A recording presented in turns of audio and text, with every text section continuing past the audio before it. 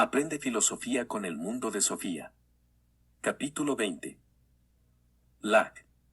Tan vacía y falta de contenido como la pizarra antes de entrar el profesor en la clase.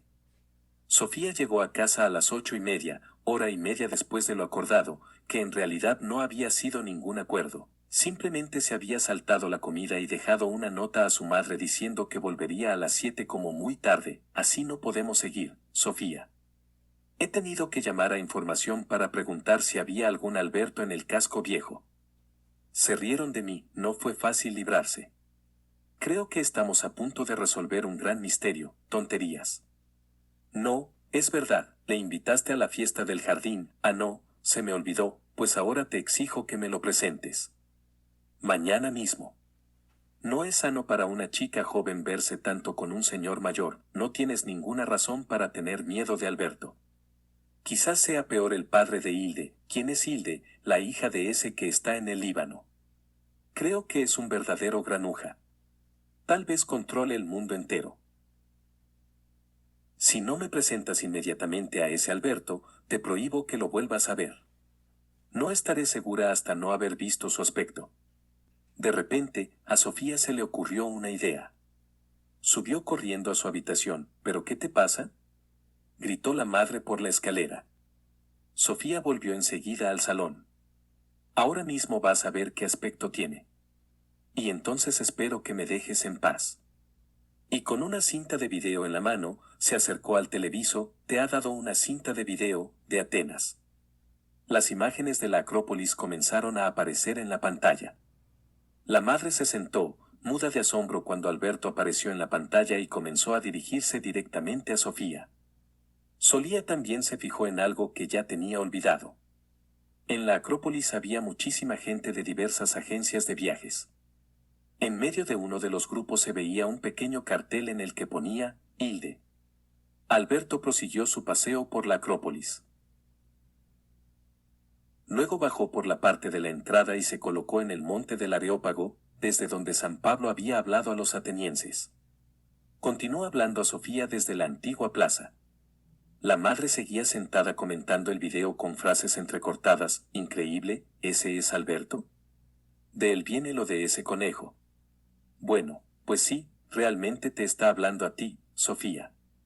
Yo no sabía que San Pablo hubiera estado en Atenas. El video se estaba aproximando al punto en el que la antigua Atenas renace de repente de las ruinas. Sofía se apresuró a parar la cinta en el último momento. Ya le había presentado a su madre a Alberto, no haría falta presentarle también a Platón.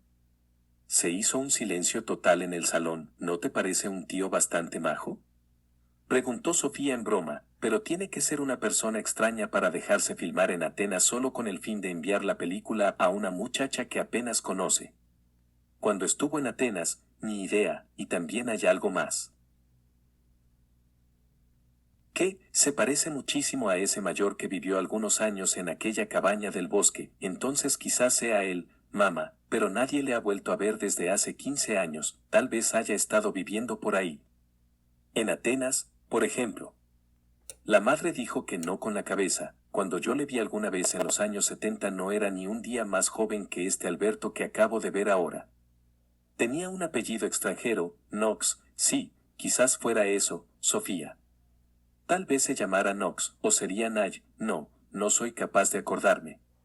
¿De qué Knox o Nay estás hablando? Uno es Alberto, el otro es el padre de Hilde. Creo que me voy a volver loca. ¿Hay algo para comer? ¿Puedes calentar las albóndigas?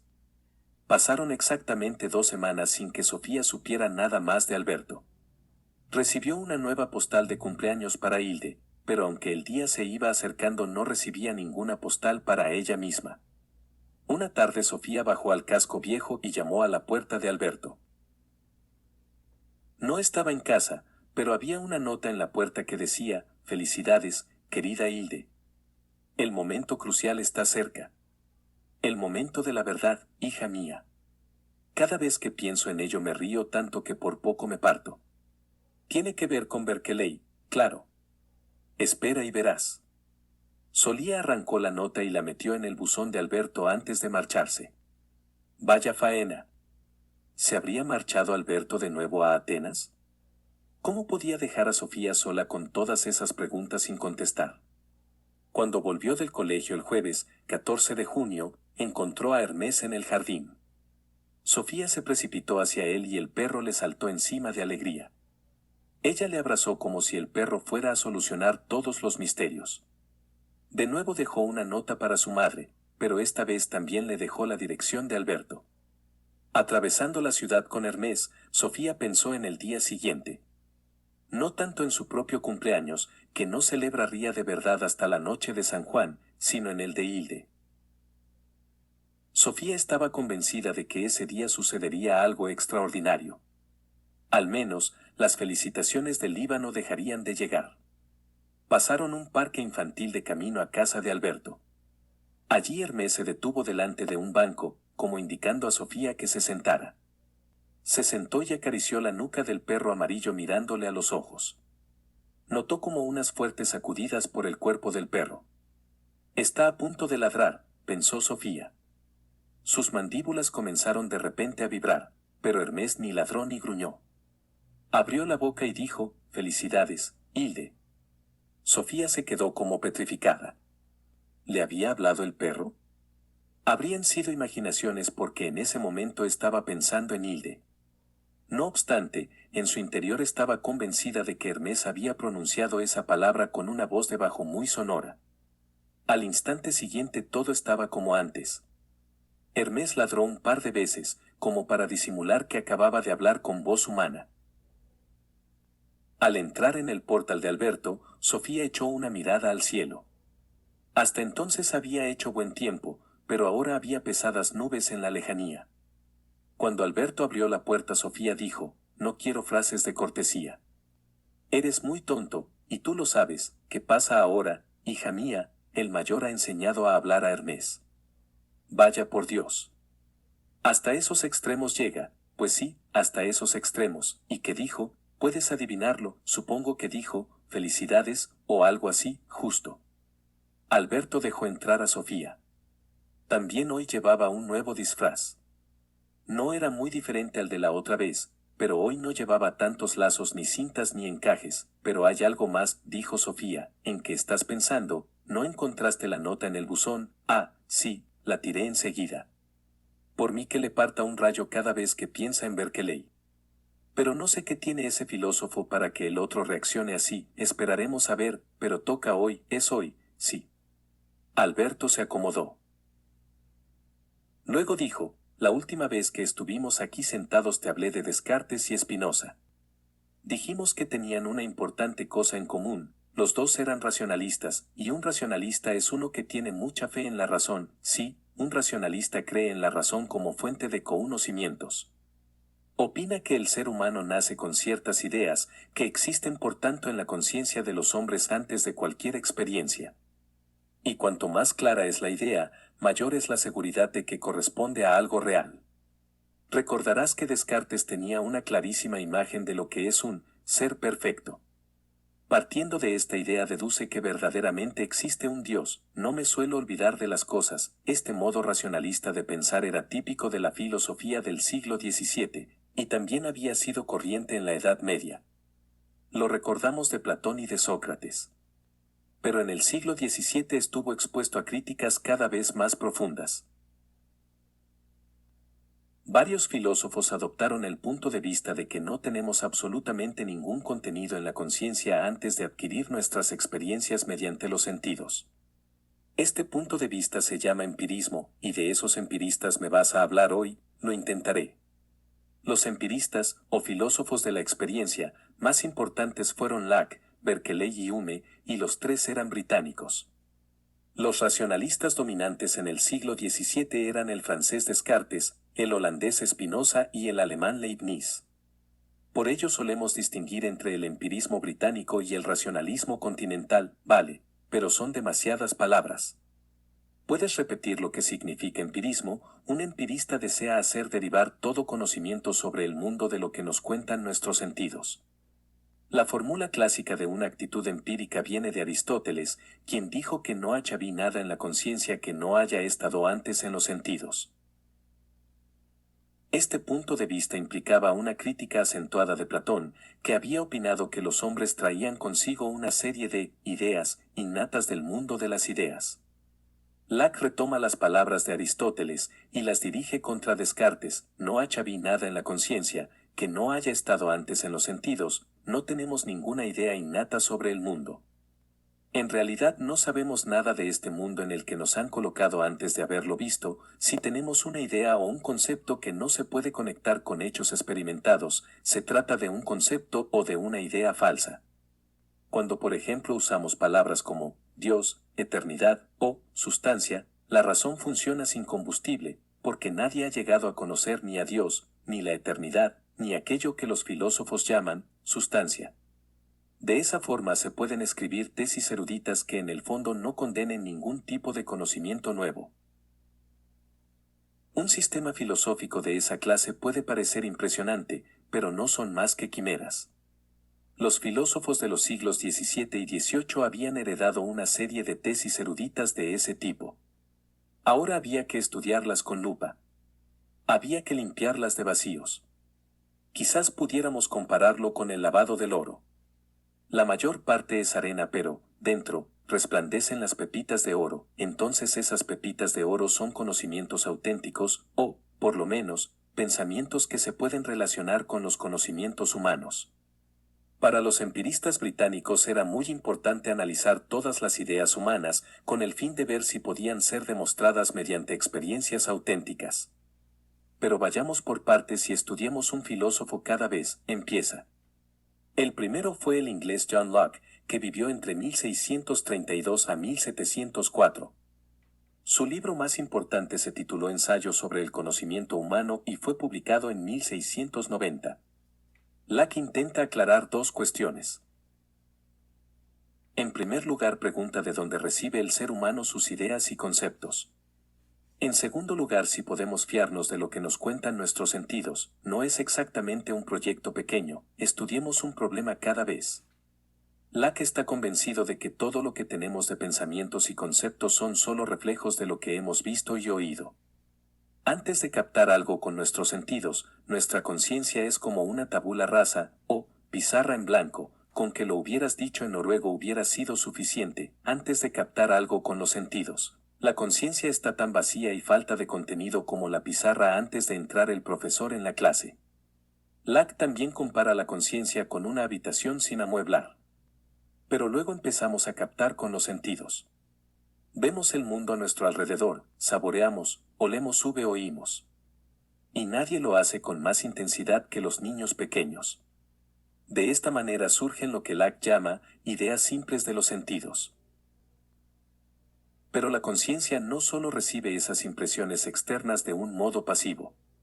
Algo sucede también dentro de la conciencia. Las ideas simples de los sentidos son elaboradas mediante el pensamiento, el razonamiento, la fe y la duda. Así surge lo que Locke llama ideas de reflexión de los sentidos. Como ves, distingue entre sentir y reflexionar. Pues la conciencia no es siempre una receptora pasiva. Ordena y elabora todas las sensaciones que entran poco a poco en la conciencia. Hay que estar en guardia. Locke subraya que lo único que recibimos a través de los sentidos son impresiones simples. Cuando me como una manzana, por ejemplo, no capto con los sentidos toda la manzana en una sola sensación. En realidad recibo una serie de esas sensaciones sencillas, como que algo es verde, huele a fresco y sabe jugoso y ácido. Después de haber comido muchas veces una manzana, soy consciente de estar comiendo una manzana. Cuando éramos pequeños probamos por primera vez una manzana, no tuvimos esa sensación. Pero vimos algo verde, saboreamos algo fresco y jugoso, y también un poco ácido. Poco a poco vamos juntando esas sensaciones formando conceptos como manzana, pera o naranja. Pero todo el material de nuestro conocimiento sobre el mundo entra al fin y al cabo por los sentidos. Por lo tanto, los conocimientos que no pueden derivarse de sensaciones simples son conocimientos falsos y deben ser rechazados. Al menos podemos estar seguros de que lo que vemos y oímos, olemos y saboreamos es como verdaderamente lo sentimos, si no. Esta es la segunda pregunta a la que Locke intenta contestar. Primero ha contestado a la pregunta donde recibimos nuestras ideas y conceptos. Pero luego también se pregunta si el mundo realmente es como nosotros lo percibimos. Porque eso, Sofía, no resulta tan evidente. No hay que precipitarse demasiado. Eso es lo único que un filósofo no se puede permitir, no digo nada. Locke distinguía entre lo que llamaba cualidades, primarias, y secundarias, de los sentidos. En este punto entronca con los filósofos anteriores a él, por ejemplo con Descartes, explícate, con cualidades primarias de los sentidos, se refiere a la extensión de las cosas, su peso, forma, movimiento, número. En cuanto a estas cualidades podemos estar seguros de que los sentidos reproducen las verdaderas cualidades de las cosas. Pero también captamos otras cualidades de las cosas.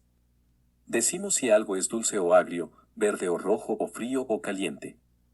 Locke llamaba a estas cualidades secundarias de los sentidos. Y estas sensaciones, como color, olor, sabor o sonido, no reflejan las verdaderas cualidades que son inherentes a las cosas mismas, sino que solo reflejan la influencia de la realidad exterior sobre nuestros sentidos. Sobre los gustos no se puede discutir exactamente. Las cualidades primarias, tales como tamaño y peso, es algo sobre lo que todo el mundo puede estar de acuerdo, porque están en las cosas mismas. Pero las cualidades secundarias, tales como color y sabor, pueden variar de un animal a otro y de una persona a otra según la constitución de los sentidos de cada uno. Cuando Jorún come una naranja adopta exactamente la misma expresión que otras personas cuando comen un limón. Suele poder con un solo gajo cada vez. Esta ácida, dice. Y yo a lo mejor encuentro la misma naranja dulce y rica, y ninguna de vosotras tiene razón, y ninguna está equivocada. Simplemente describís cómo la naranja actúa sobre vuestros sentidos. Lo mismo ocurre con la percepción del color, a lo mejor a ti no te gusta el color rojo. Si Jorún acaba de comprarse un vestido precisamente de ese color, a lo mejor sería inteligente por tu parte callarte tu opinión. Tenéis diferentes pareceres sobre el color, pero el vestido no es ni feo ni bonito. Pero todo el mundo está de acuerdo en que la naranja es redonda. Sí, si tienes una naranja redonda, no puedes opinar que tiene forma de dado. Te puede parecer dulce o agria, pero no te puede parecer que pesa 8 kilos y solo pesa 200 gramos. Si quieres, puedes creer que pesa varios kilos, pero en ese caso estarías totalmente perdida. Cuando varias personas intentan adivinar cuánto pesa una cosa determinada, siempre hay una que acierta más que las demás. Lo mismo ocurre con el número de las cosas. O hay 986 guisantes en la botella o no. Lo mismo pasa con el movimiento.